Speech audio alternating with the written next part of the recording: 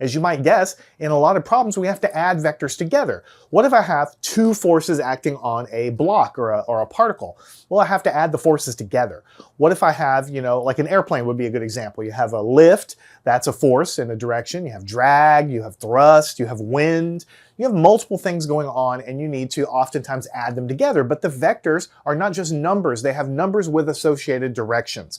Now, in the last lesson, we have used a graphical way to write down the arrows and draw the answers, but we figured out pretty quickly that it's tedious and it's not practical to solve real problems by drawing arrows everywhere. So here we have to use a lot of trigonometry in this lesson to be able to essentially get to the point where we can add vectors together. That's what we're really doing. Now the roadmap here is, in order to add these things together, we're going to break all of these vectors up into what we call components.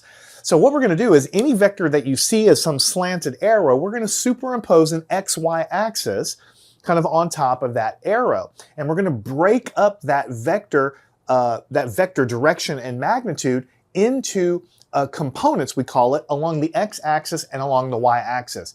And by breaking up the vector into components, what it does is it allows us to add the vectors later on much, much easier with no pictures and just using numbers and mathematics.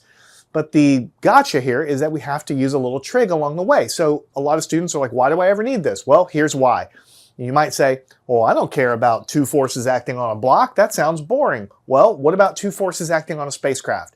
How can you design a spacecraft to go anywhere if you can't even analyze multiple forces? Because let me tell you, there are many dozens of thrusters around most modern spacecraft firing in different directions. Many times the thrusters fire at the same time. If you can't figure out how to add two vector forces, you can't do anything with modern spaceflight. That's just one example. But there are many examples out there where we have to know how to deal with forces and vectors and adding them in order to do anything and build anything that's useful. So let's jump into the concept of breaking a vector up into components. Now, we have basically two representations of a vector. The way in which we have learned before is called the polar notation. I'm going to write that down in a second. And we also are now going to learn components. Now, the thing is, you got to remember, or I shouldn't say you shouldn't remember, you need to learn that either way of representing the vector is basically equivalent. It's not that one is better than the other, it's just we have different situations for different cases. So let's take a look at what we already know. We've already learned about the polar representation of a vector. So I'm just going to draw a small XY axis right here. So this is just a regular XY axis, nothing special about it. And what I'm going to do now is I'm going to superimpose on top of this thing some random vector. So I'm going to make it go up something like this. And I'm going to call this vector A. And notice it points in some direction and the length of the arrow represents the strength. Right? Now this vector, if we want to represent its length, that's going to represent how strong it is or what the magnitude is. And the direction is an angle which we call theta, and it's always measured with respect to the positive x-axis. Now so far, doesn't this look familiar? It looks exactly like trigonometry or algebra 2 or calculus. Whenever you learned about angles and sine and cosine, it was all done the same way. We drew a ray from the origin, an angle to the x-axis, and now we're just saying it's a vector, but it's all the same math that you've learned in the past. That's why we are saying that we're going to apply the math we've learned to real life thing, which is called vectors. All right. So this is the representation that we have learned in the past. Now notice, in order to represent this vector, by the way, this vector could represent the displacement that I travel along a direction, like I move my position. This arrow vector might represent the velocity of a rocket launching into space, right? This might represent the strength of a magnetic field at a certain point. It could represent many, many different things. But notice that it requires two different numbers to represent this vector. So for the vector A, what we need to represent this thing is two different numbers. The first number is the magnitude or the strength. And we represent that as absolute value here of vector A. Sometimes you'll see two bars, like you'll have two sets of bars, which is really the norm of the vector. But I'm just going to put single bars. When I put the bars around the vector, what I'm saying is I want to know the length of the vector, and that's what the magnitude is. So if the length is that I've walked 10 kilometers at an angle of 45 degrees, then the absolute value, or in math, we also call it the norm of the vector. Anyhow, it just means the length of the vector. This notation means the length of the vector. We call it a magnitude. And then the other thing is we have to know the angle. And that's equal to theta. So notice it's two different numbers. I might say that I travel 10 kilometers, that's the magnitude, at an angle of 45 degrees from the x-axis. Two numbers, right? That's important. I keep harping on it. It requires, in a polar notation, this is a polar notation, magnitude and angle. Notice this comes straight out of your math classes. We learned about the polar representation of a number. And it's the distance from the origin, the length, and it's an angle with respect to the x-axis. Two numbers to represent a vector here in the plane. Now let's go and introduce the new way in which we're going to also express a vector. Now this is not necessarily a better way. It's not going to replace it. It's just like a different way of doing it because we have different situations that, you know, we need different things. So here's the x-y axis like usual. And what I'm going to do is I'm going to rewrite everything that I've drawn before. Not going to be perfect, but I'm going to try to draw this as vector A right here. I guess I'm going to make this a little bit shorter. You'll see why in a second, but it's supposed to be the same exact vector here, and you can already tell the angle is not quite right, but that's okay. Now, what we are basically saying is that this vector is right here, has a length A, and it has an angle theta with the x-axis. I've just redrawn what I have here. There's another way to represent that vector, and the other way is to take and shine and find the projection of this vector. If I shine a light from the top, like imagine this vector is a stick. It's literally a stick, which is slanted, and I'm shining a light down. What's going to happen? It's going to cast a shadow directly below it. But the length of the shadow is not going to be the length of my stick because that is going to depend on the angle, okay? If I'm straight up and down, light source coming down, I'm not going to have much of a shadow, but if the vector or the stick is horizontal, it's going to cast a full-length shadow on the bottom. Here I'm at some intermediate angle. So if I cast a shadow down below here, then what I have down here, I call this distance a sub x, the x component of the vector. If I shine a light this direction and cast the shadow this direction right here, then this distance right here is called a sub y, which is what we call the y component of the vector. So to represent this vector, which I can do over here, as we talked about before, an alternative way of talking about this vector, a arrow, is just to list the components, a sub x and a sub y. Now, I put a sub x, a sub y. The x and y mean that it's the x component of the vector and the y component of the vector. What it means is, like, let's say in my original point here, it was 10 kilometers at an angle of like 45 degrees or something. So what I might find out here is that that's equivalent to walking east a certain amount of kilometers and then walking north a certain amount of kilometers to get to the exact same point. Do you see how the x and the y component are just a different way of representing where the vector is in space? In this case, I'm talking about a displacement vector walking, but you also have to remember that this vector can represent any vector that we use in physics. For instance, this arrow might represent the force. Remember, we talked about a force in newtons. A newton is about one apple in your hand of weight, okay, roughly, one medium-sized apple. So this force might be, 50 newtons at a certain angle, right? So that would be 50 newtons at a certain angle. I need two different numbers to represent that vector, magnitude and direction, but I can alternatively express the vector as how much of the force kind of acts along the x direction and how much of the force acts along the y direction, and these would be the components. But again, it takes two numbers, an x component and a y component, to represent where that vector is in space. As the vector moves around, as the purple thing moves around here, then the x component and the y component are going to change because the projections are going to change. But it's very important for you to understand that there's two different ways of representing vectors, but both ways require two numbers. Now, ask yourself, why is it that the vector requires two numbers? No matter which way we do it, which way we represent it, it always requires two numbers. These two numbers are magnitude and the angle, and these two numbers are the distance along x and the distance along the y-axis. But why always two numbers? It's because the vectors I'm drawing on the board are in a two-dimensional flat plane. This plane is two dimensions, x and y, so all vectors require two numbers. Even if they're different numbers, it still requires two numbers. Now, what about a vector in three-dimensional space? Because in real life, we have x and y, and then we have a z-axis coming up also, three-dimensional space. So a vector can point now all over the place in three-dimensional space, but still, how many numbers will be required? You're going to need 3 different numbers in three-dimensional space. And I don't want to get into three-dimensional vectors now, but in terms of components, you'll need an x component, you'll need a y component, and you'll need a z component to represent the components. In magnitude, we do it with various angles. We'll learn about that later when you get into more advanced math. But you'll need 3 numbers to represent a vector. Let's go hypothetical. What about a 4-dimensional space, like a space-time, where time is not an independent thing? It's part of the structure. You would need 4 numbers to represent a vector in a 4-dimensional space. What about a 10-dimensional space? You would need 10 numbers, right? Can't visualize that, but that's what it would be mathematically.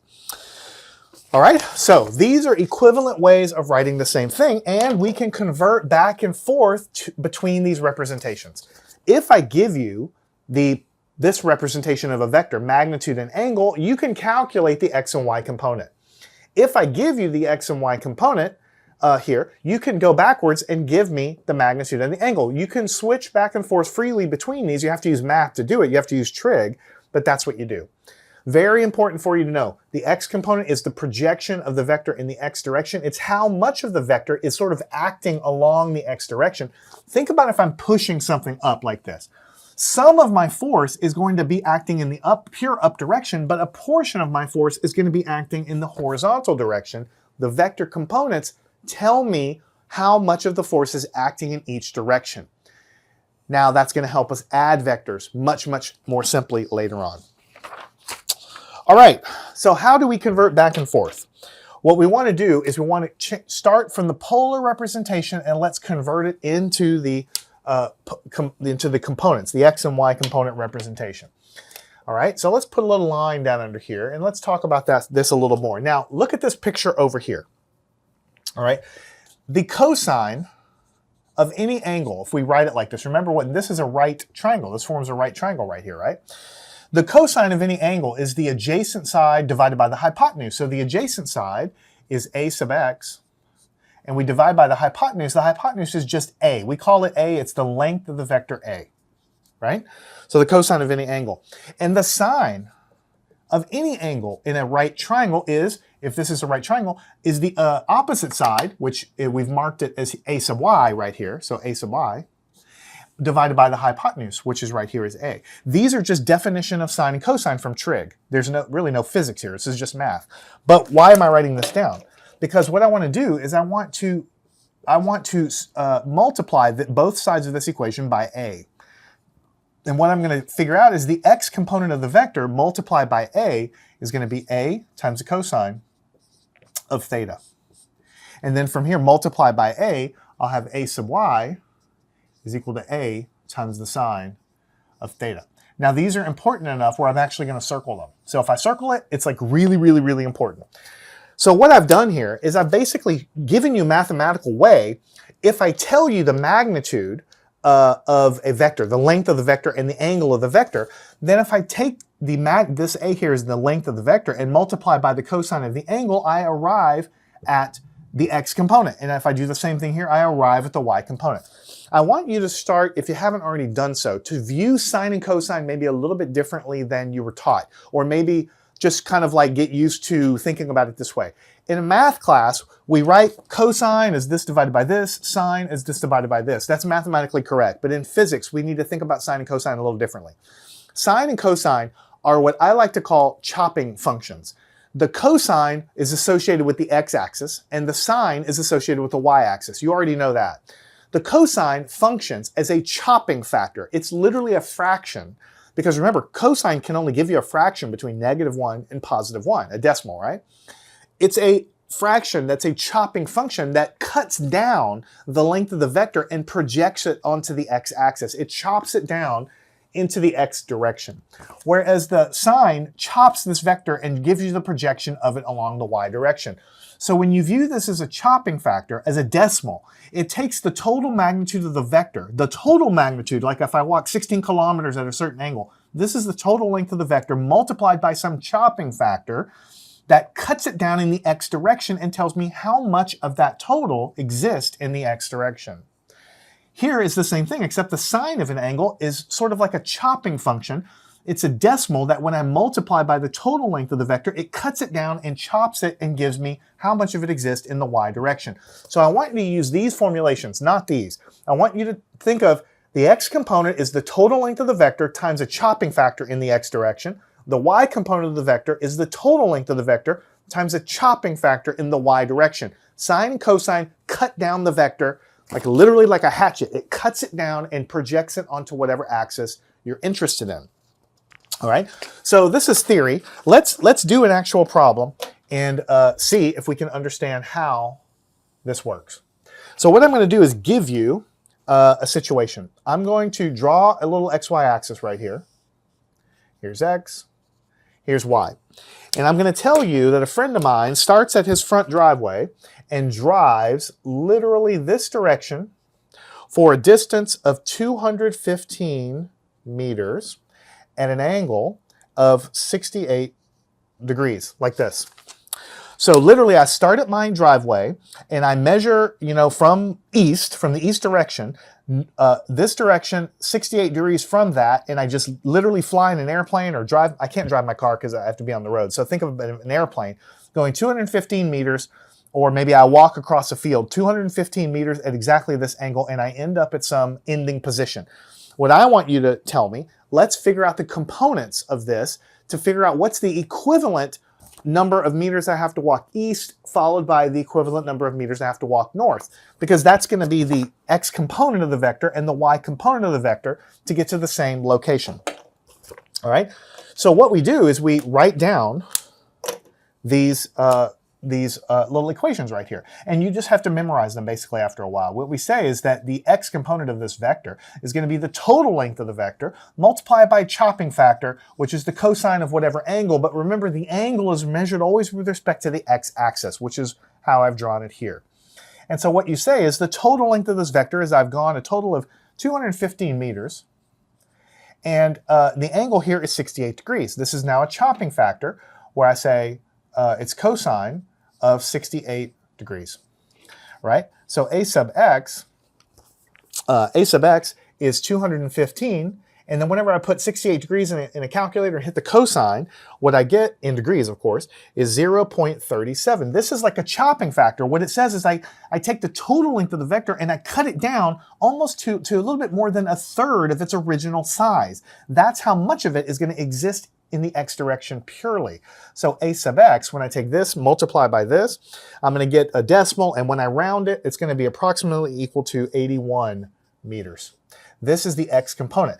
This is how much of this, kind of like this distance that I've traveled, exists purely in the x direction. Now let's do the same thing for the y direction. Let's do the same thing for the y direction.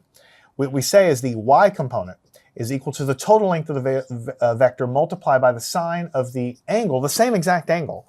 And this is chopping it in the y direction. So it's 215. And what I do is I say multiply by the sine of 68 degrees. So the y component is 215. And then when I take 68 and multiply by the sine, I get 0.93. Notice this chopping factor is much closer to 1. So what it's doing is it's cutting down the actual distance traveled, the length of the vector, but almost all of it exists in the y direction because this is very close to 1. So when I take 0.93 and multiply by that, what I get here is, when I round it, is going to be about 100, approximately equal to 199. Oops, if I can write it right, 199. And I'm going to put meters here, right? So the y component is 199 meters. So there's some decimals here. Of course, I've rounded because the sine and the cosine give decimals, so I'm just rounding here. So what this tells me is my original vector was given in what we call polar notation. It was a distance traveled from the origin, 215 meters total distance traveled, but at an angle of 68 degrees from the x-axis. This is two different numbers to represent where the tip of this vector is, right? And what we have learned is that the vector can alternatively be written in a different way. What we can do is say, what is the x component? How much of this vector actually exists purely along the x-axis, kind of this direction? And what we found out is that this is a distance here of 81 meters, because this is a coordinate of 81 there. And what we have also figured out is on this direction, this distance right here is much bigger, 199 meters. So if I have to ask you, how much of this vector, does it mostly lie along the y direction or does it mostly lie along the x direction? You're going to answer that this vector mostly lies in the y direction because it has a much larger y component and a much smaller x component. As the vector moves around, then of course the x and y proportions or the projections change. Of course, if the vector's way down here, then most of it will be along the x-axis. So you need to think about the vectors as living and breathing quantities. As they point in different directions, those projections, which are shadows on the x and the y-axis, change. And the sine and the cosine functions that you learn from math are used to cut down, to chop, or to project the vector on the associated axis. This is why we learn trig. I mean, not the only reason, but it's one of the biggest reasons we learn trig, is because what we want to do is take all of these vectors and cut them into their little pieces so we can add them. Because adding the pieces together is a whole lot easier than dealing with all these arrows everywhere. Because what we'll do in the future, I'll give you a preview, is if I have another vector, I can break the second vector into its components, and then to assemble the vectors as an addition, I'll just add the x components together. And then I'll add the y components together individually, and I'll get a result vector, which is the addition of the x components and the addition of the y components, and I'll have a new vector already added together just by adding the components. That's why we do this. Okay, but it's important for you to understand that in this example, I'm talking about this is the distance traveled at a certain angle, but this can represent a force, for instance. This could be 215 newtons acting at an angle of 68 degrees. Maybe this is the thrust from a rocket engine, and the rocket engine is tilted onto its side, thrusting at a very high thrust at a certain angle. What these numbers here, these components, would then mean is that 199 newtons of the force would be acting in the purely vertical direction, and 81 newtons of the force would be acting horizontal. So the resultant push, some of the push would be acting horizontally and some of the push would be acting vertically. If this were a magnetic field, it would mean some of the magnetic field is vertical, some of the magnetic field is horizontal. Every vector you see from now on, you need to start thinking about how much of it exists this way and how much of it exists vertically. All right, let's do one more quick one to break this guy into components. Let's say that I give you a vector, and I'm just going to draw the situation right here. This is not like hard or anything. It's just problem number 2 to give us more practice, basically. Let's say that I give you a vector right here, and I'm going to tell you the angle is 30 degrees, like this. And this is vector r. That's what I'm going to call it. And what I'm going to tell you is that this vector is 15 meters. So 15 meters. So this vector r is traveling from the origin a distance of 15 meters at an angle of 30 degrees. Again, you need 2 numbers. This is the polar representation. How do I break this into the x and the y component? Another way of saying this is what I want to do is figure out how much of this vector exists in this direction, which is called, you call it r sub x because the vector is r, and how much of this vector exists in the y direction, which is what we call r sub y. It's the projections down here and the projections over here. Again, you would need 2 numbers to represent it that way. So what you do is you can go look at these equations if you need them, but if you just understand that cosine goes with the x-axis and sine goes with the y-axis, then you don't need to really memorize them. You just write them down. So then what we say is that the x component of this vector is just going to be equal to the total vector, 15, multiplied by the cosine of the angle, which is 30 degrees. Remember, the angle has to be measured with respect to the x-axis, 30 degrees, like this. All right, and so what you're going to get is, Rx is 15. Now, what is the cosine of 30 degrees? That's one of those ones we memorized from trig, square root of 3 over 2. And when you multiply these together, what you get is an x component of approximately equal to 13.0 meters, right? Now, I'm putting approximately because you get a decimal out of this, and when you multiply it, I'm rounding to get 13 like this. Now, what do we get for the y component? The y component is the same thing, 15. That's the total length of the vector multiplied by the sine of 30 degrees. But we already know what the sine of 30 degrees is, 15 We remember that from trig, sine of 30 is 1/2. And so what we get for our y, we get 7.5 meters. So this is the y component, this is the x component. Now, what does this answer physically mean? It means that if I start at my front driveway and I walk 15 meters exactly at an angle of 30 degrees from the east direction, what it means is that that's equivalent to walking in the directly east in the x direction of 13 meters, and then turning north and going up a y direction distance of 7.5 meters. Another way of saying this is that this vector, which represents my displacement at an angle, is exactly the same thing as some of it being in the x direction and some of it being in the y direction. How much? Well, 13 meters of it is acting in the x direction, and 7.5 meters is acting in the y direction.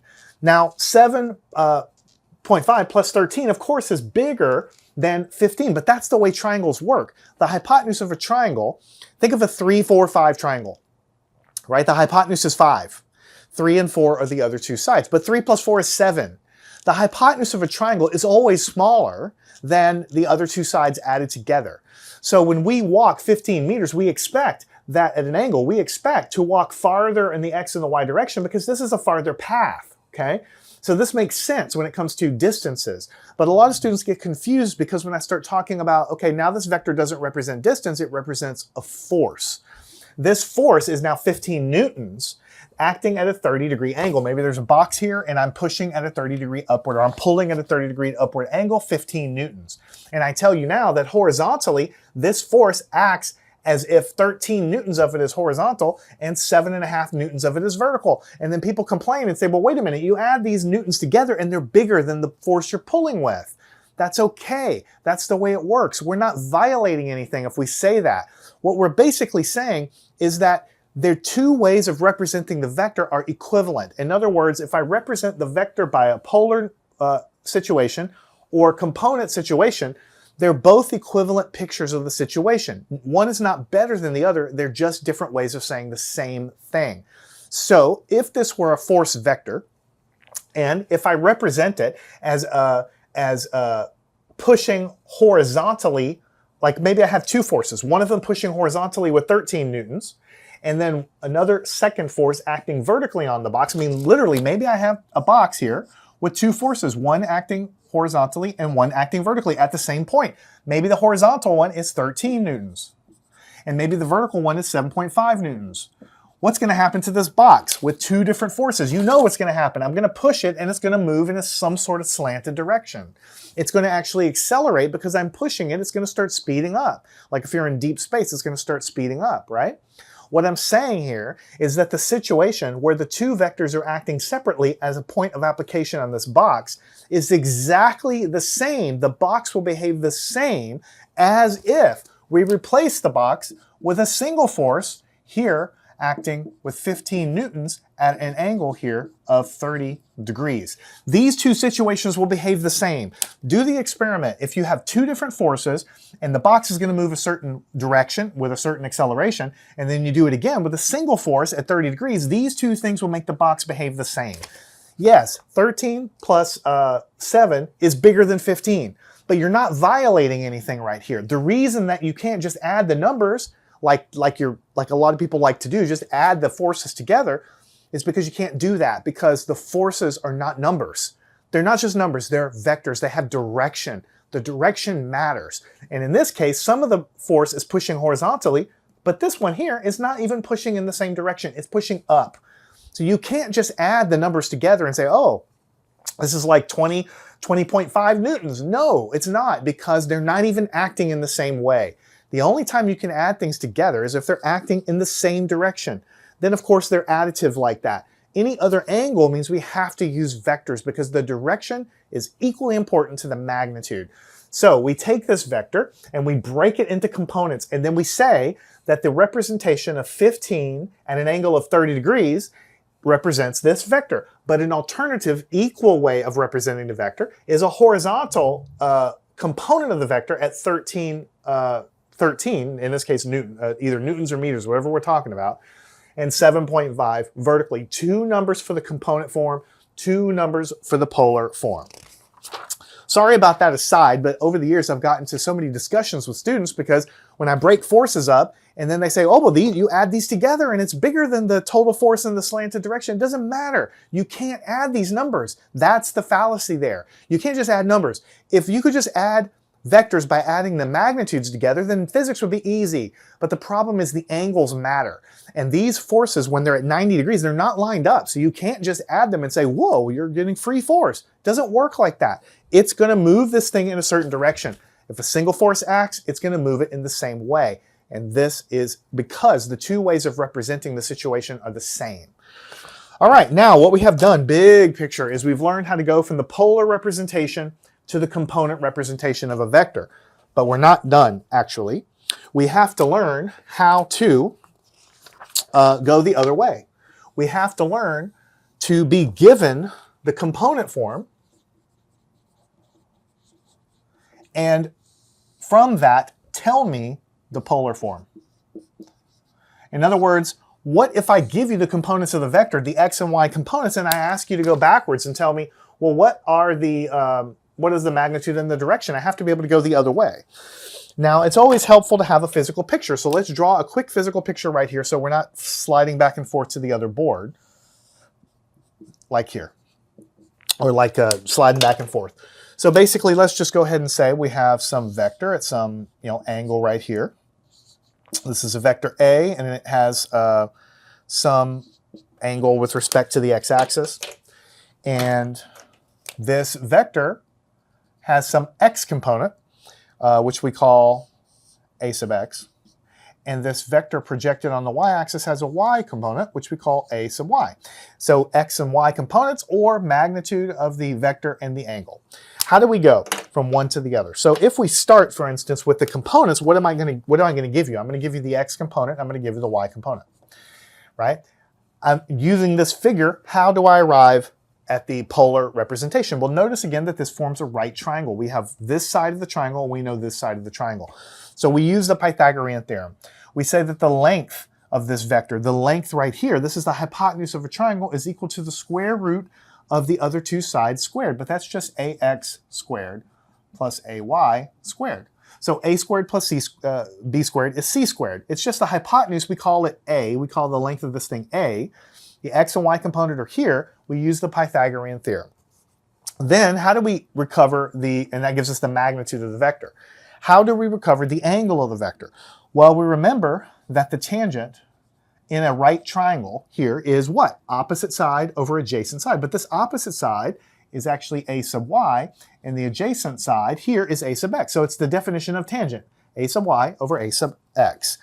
So this, notice on the other board, what did I circle on the other board? I circled, if I have the magnitude and the angle, how do I calculate the components? I circled that.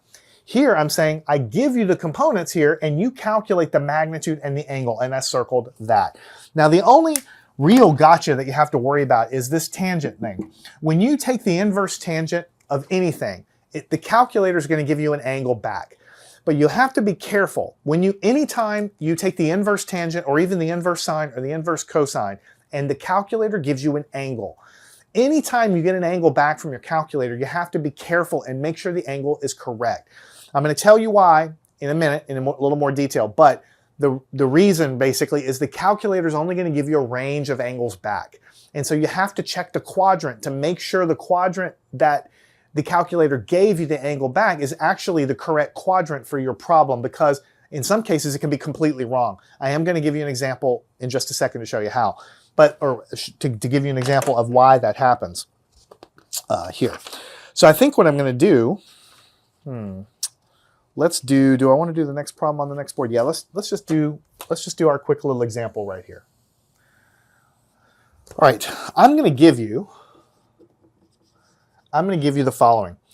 X component of a vector is 5 meters. This is a displacement vector. Y component of a vector is 10 meters. So here's the x component and the y component. What I want you to tell me, or what I want us to calculate, is I want us to calculate the polar representation. In other words, the magnitude and the angle, the length of the vector and the angle. So before we do anything, let's draw a quick little picture of what this thing should be. So here's x and here's y. Now, we can see that the x component is 5 and the y component is 10. So we can mark this as like 5, and then this would be 5, this would be 10. So we'll mark this as 10. Try to do it to scale, right? So if I put a little dot right here and draw a line to my origin, this is going to be my vector right here, and I'm going to call it vector A, right, like this. Because this vector, when you project it in the x direction, has a distance, a projection in the x of acting 5 meters in the x direction, if this is a displacement vector, and 10 meters of it exists in the y direction. But just like any vector, this vector forms an angle with the x-axis. So what you do is you can say, well, this projection goes here, this projection goes here, so this makes sense with our problem statement. What I'm asking you to find is, tell me the length of this vector, the actual total distance traveled as the bird would fly, and the angle to the x-axis. So as you know, this forms a right triangle. So we basically use the Pythagorean theorem. What we say is the magnitude here is the square root of the x component plus the y component squared. Right?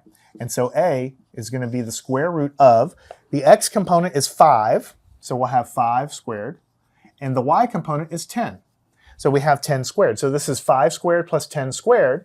So this is going to be 25, this is going to be 100. So what we have, what I'll do, just to try to save a little space here, is I'll say this is going to be the square root of 125 because we have 100 plus 25 more.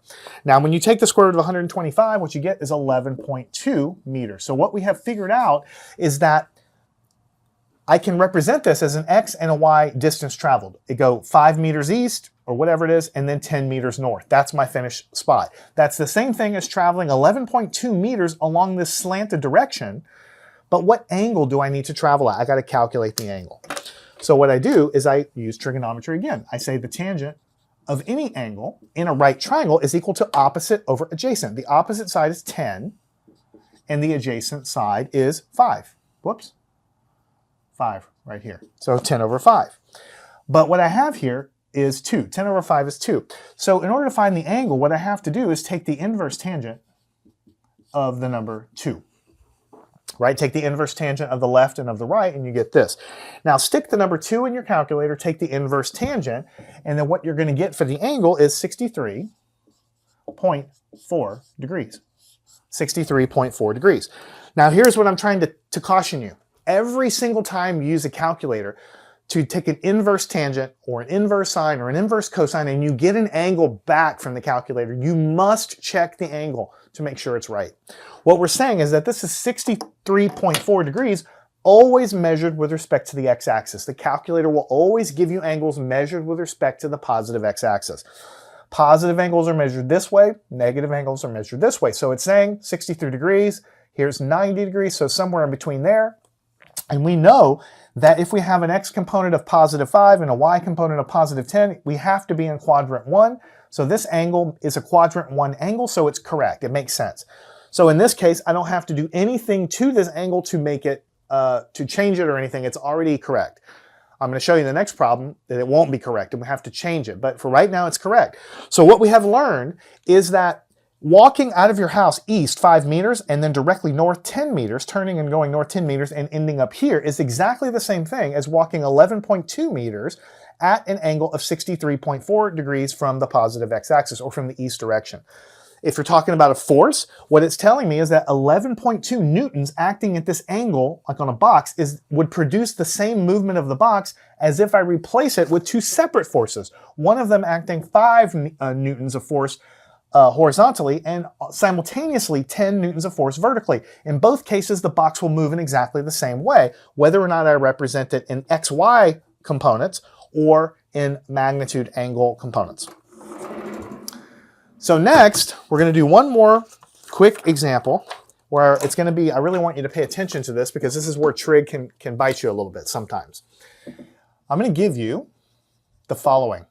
I'm going to give you that the x component is -3 meters and the y component is also -3 meters. Now, what does this mean? Again, we need to draw a picture in order to get a good, clear representation of what this actually is. So here's the x direction. Here's the y direction. Now, if we actually have an x component of -3, that means we go this way, right? So this is like -3, and a y component of -3 means we go down -3. So here's -3 right here. So an x component acting negatively, these components, of course, can have negative projections. It doesn't mean that it's magical. If a component is negative, it just means it's on the negative x-axis or the negative y-axis. That's it. And it's telling you the location of where this vector is. Because if you have negative values, then you have to go negative, negative. Then our actual vector is pointing in quadrant 3. So here would be where they intersect, and it's going to be, kind of mess that line up a little bit, but you get the idea.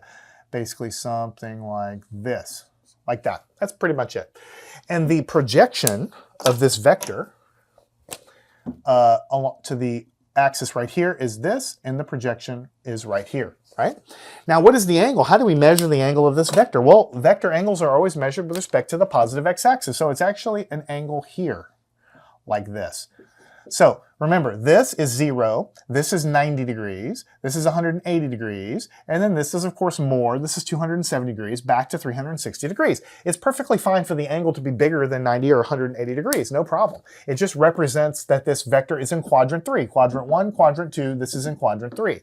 We know it's in quadrant 3 because both of the components are negative. It's like the components of the vector really are like coordinates of the tip of the vector, right? Think about that. The -3, they're like the coordinates of the tip of the vector. Here, both coordinates were positive. So like 5 and 10 were positive. It's like the coordinates of the tip of the vector in all of these cases. Now let's proceed. Let's figure out how to represent this thing as a magnitude and an angle, right? Because we can say it's a vector magnitude at some angle. What would that be? Well, the magnitude is going to be the Pythagorean theorem. So it's ax squared ay squared. And we take the square root of that. Now, ax is actually a negative number, -3. We have to square it.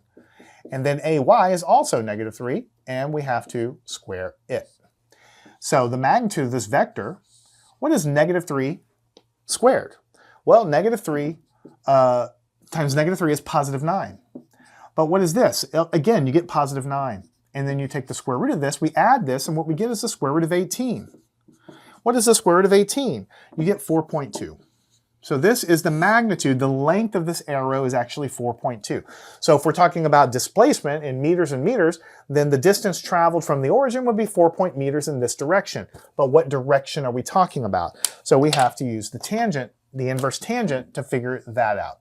So the tangent of an angle, any angle, is going to be the opposite side of the adjacent side, or the better way to think about it, because we're in the third quadrant now, instead of thinking opposite over adjacent, just think y component divided by x component.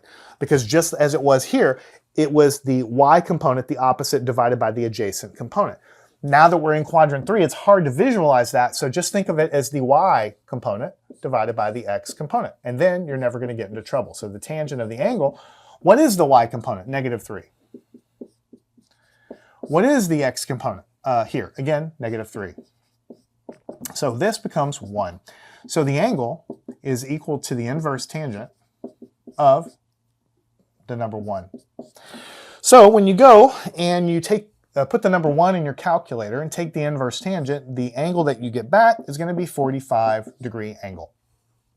All right. So you look at 45 degrees, you're about to circle your answer, but then you remember, oh, Jason told me, anytime I do a inverse tangent or inverse sine or anything and get an angle back from the calculator, I always must check it to make sure it's right. So I check it. I say, well, this is a 45-degree angle. This is telling me, measured from the x-axis, that the vector is somewhere here, but it's not here. We know from the picture it's over here, but the calculator gave me this. So what do? I add 180 degrees to it to get me this. I'm going to explain more why in a minute, but actually the real theta is 180 plus 45. So the real theta is 225 degrees. And 225 degrees is the correct angle, because if this is 0 and this is 90 and this is 180, then 45 more degrees will be down here at 225. That's the third quadrant, and we know that the vector is there. So basically what you have to do when you get the angle is you have to see what quadrant is it telling you it's in and check it. You know what quadrant it's in because you know that it has to be -3, -3. We have to be in quadrant 3. But the calculator told me I wasn't. I was up here, so that's wrong. So you have to add 180 degrees to it. Now, I'm not going to give you a hard and fast rule of what to add to it. You have to look at the situation and see what makes sense. You have to understand why you have to add something to it to begin with. It's because the calculator is only going to give you a certain range of values back, okay? And in this case, what you're basically doing, notice what actually happened here. The tangent was equal to -3 over -3, but negative divided by negative is positive. So what it's doing is it's giving you kind of the smallest angle possible to satisfy the tangent. You see, sine and cosine are cyclic periodic functions. There's infinite number of angles that can give me a tangent that's equal to 1 because the sine and cosine repeat forever. And the tangent, of course, repeats forever as well. So there's many, many angles, in fact, an infinite number of angles that can give me all the same tangent. This case, I'm saying the tangent is equal to 1. So what angle should the calculator give me? Well, the smallest one is 45 degrees, so it gives me that because it just assumes that I have to be operating in quadrant 1. It can't give me an infinite number of angles back, right? But you know that the tangent here is 1, but over here, because it's negative divided by negative, that's also the tangent of this angle is also equal to 1. And then when I go back over here, if I add another 180 degrees to it, then I would have a tangent equal to 1, and a tangent equal to 1 again, and a tangent equal to 1 again. Because negative divided by negative is positive, and over here, positive divided by positive is positive. In both cases, the tangent is a positive number. The calculator doesn't know what quadrant you're in because it's just telling you what's the smallest angle that gives me that tangent. It's going to assume quadrant 1, but quadrant 3 also has tangents. The tangents of the angles are also positive because in quadrant 3 you have negative x and negative y, and the tangent of an angle is y divided by x, so of course the tangent will be positive there as well. So we have to look and say the calculator told me 45 degrees, but it's not there. I have to be in quadrant 3, so I have to add 180 degrees to it. Now I could definitely stop here, and this really is the end of the physics angle here with the components, but I want to give you just a little more to drill it in your head about the sine, the cosine, and the tangent, because we're going to be using them so much throughout physics that it's worth our time to talk. Some things are not worth our time. This is worth our time. I want to give you just a little more background as to why the calculator is only giving you a certain range of values back. I mean, I've told you that. I said when the calculator gives you angles back, it's only going to give you a small range of values, and you have to like maybe move the angle around to get to the right quadrant that you're in, and that's all true. But why does the sine and the cosine and the tangent do that? Why does the calculator only give you a certain small number of values? So before we can do anything, let's draw a quick sketch of sine and cosine and tangent. And you might say, oh, I don't need to see this. I've seen this so many times. Well, good for you. You can stop the video. You're not going to hurt my feelings. But I will tell you this. I would never, ever in a million years waste my time drawing these curves if I didn't think that they gave some value. I mean, I literally would not do that because we have so much stuff to cover, and some of it is much more interesting than this. But sometimes when you when you spend some time on things that seem basic, it just gives your brain a little time to really internalize it and stuff and seeing things different ways. So instead of me just telling you it works like this, let's show you.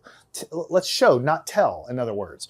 So let's draw the sine of the angle. I guess I'll change this to, I'll change this to theta.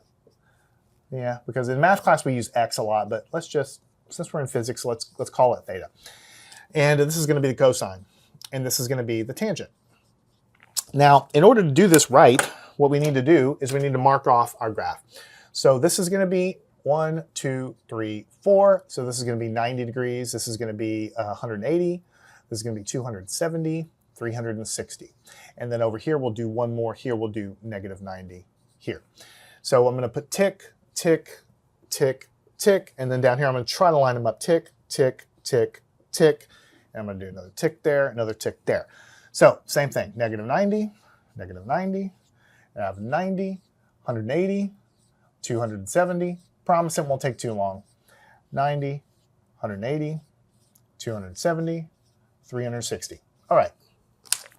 Now, what does the sine curve look like? Well, it goes up to 1 and down to a minimum of negative 1. Starts here, goes to a maximum through 0, through a minimum right here up to 0. So what does it look like? It goes up to here, down then it bottoms out, then it goes up here, and then we're going to continue through the origin and just kind of like continue like that. All right, what does the cosine look? Well, +1, -1. The only difference is it starts here and it goes down and then back up here. So it starts at a maximum for the cosine, it goes down, and then it goes up, and it goes like this. And by the way, if you don't know this, if this looks foreign to you, then please go back to my math classes because we've covered this in great detail, right? So here, we have 1, we have -1, and so on. All right, now the sine and the cosine are very easy to understand because we've talked about that in math classes. What is the tangent? The tangent is the sine divided by the cosine, right? The tangent is the sine of the angle divided by the cosine of the angle. So what we're doing is we're taking the top curve and we're dividing by the bottom curve. But look here, we're dividing by cosine, we're dividing by 0. So there's an asymptote right here. We're dividing by 0, it goes to infinity. Here we're also dividing by 0, so it goes to infinity. Over here, we're dividing by cosine, we're dividing by 0, so it goes to infinity. So that's why we have these asymptotes. So the tangent curve is going to start at -infinity and go through the origin to +infinity. The tangent is going to go here and then off to +infinity, and then it's going to go through here and go up to +infinity there. So these are periodic functions. Why? Because they continue to repeat over and over and over again, right? Now, you also have to ask yourself, what is a function? Remember back from algebra, what's a function? A function passes that vertical line test, right? When you have an input to a function, you need one and only one output can happen as a result. You cannot have multiple outputs, right? Like a circle is not a function because it fails the vertical line test. And for any input, there's two different an upper and a lower portion of the circle. It cuts through two places on the thing. But in trig, when we're doing these situations where we're trying to figure out the angle, then we're taking the inverse angle, the inverse tangent of a number, and we're getting back the angle. See, these plots on the x-axis are the angle, and here is the sine, so it passes the vertical line test. The cosine passes the vertical line test. The tangent passes the vertical line test because for every input, there's only one output. But when we take the inverse tangent, we have to turn our head sideways because what we're doing is we're putting these numbers on the y-axis into the calculator and it's giving us the angles back. So we really have to look sideways and pretend that this is like x and y, and you see it fails the vertical line test because for any input in here, I can get infinite outputs here. For cosine, for any input, I can get infinite outputs as cosine repeats. For any input between plus or minus 1 that I put into the calculator, there's actually infinite number of of angles that will correspond to that sine right there. So you tilt your head sideways and it fails the vertical line test, and we need these inverse functions to be functions. We don't want infinite answers. The calculator has to decide what to give us.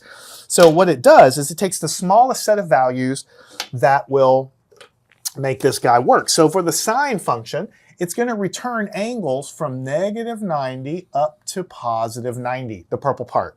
For cosine, it's going to return angles from 0 all the way up until 180 degrees. And for tangent, it's going to return angles that are from -90 to +90, like this. These are the angles it's going to return. Okay, so why? Because if I turn my head sideways here, if I stick a number into the inverse tangent, and it's going to give me anything along this purple curve from -90 to +90, right? And I'm never going to get into trouble because it's never going to return these guys. It only returns the smallest angles it can that will correspond to some number into the inverse tangent. For the cosine, if I put anything between plus or minus 1, it's only going to give me an angle from 0 to 180 degrees. Because after that, things start repeating again, and I can get other angles that also give me the same cosine. Same here. For sine, it's only going to give me angles in the calculator from -90 degrees to +90 degrees, because those are the unique angles that can correspond to this range of sine values. Anything outside of that, the angles repeat over and over again. So this is actually why the calculator gives you a small subset of angles back, and that's why it's so important. Look how many other angles are there. Depending on what quadrant you're in, then you just have to make sure that the angle it gives you is the correct angle quadrant for your problem, which is what I illustrated there. Now, if you're curious more about this, I do a lot more of this in the trig and the pre-calculus and the calculus lessons, because we get into a lot of this there as well. But this is the gist of why. It's because you want these inverse functions to be a function. And so if you're inputting the tangent, these are really the input values, and the angles are the output values, and you need it to be a function to pass the vertical line test. So we just restrict it and say, it's only going to give me these. And the cosine's only going to give me these. And the sine is only going to give me from -90 to 90. And there you go. So in this lesson, we've learned about vector components. Two different ways of representing a vector: magnitude and angle, or x and y components. Either is fine. We have different applications and uses for both. We have to move back and forth freely between one and the other. So we've learned how to do that here. I'd like you to solve these problems yourself. Follow me on to part 2. We'll get more practice with calculating vector components. Learn anything at mathandscience.com.